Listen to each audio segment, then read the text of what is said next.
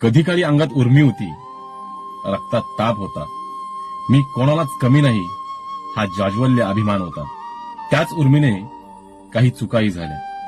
कोणी धडक दिली तर आपण ढकलून दिले आणि कोणी आवाज चढवला तर आपण हात उचलला. त्यावेळी वाटलं कदाचित हेच मर्दानगीचं लक्षण आहे.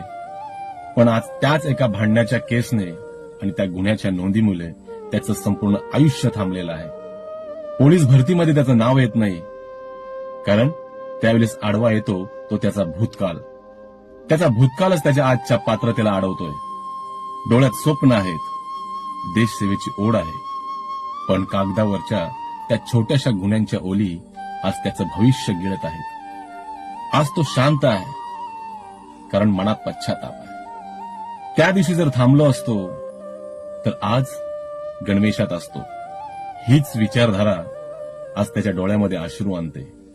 मित्रांनो, बाहीगिरीने काही काळ लोक टाळा देतील, पण बदलाने समाज सलाम करेल. तुमचा राग, तुमचं सामर्थ्य त्या चुकीच्या वाटेवर न जाता योग्य मार्गावर वापरला पाहिजे. कारण एक चुकीचं पाऊल संपूर्ण आयुष्य बदलू शकतं, पण एक योग्य निर्णय संपूर्ण आयुष्य घडवू शकतो.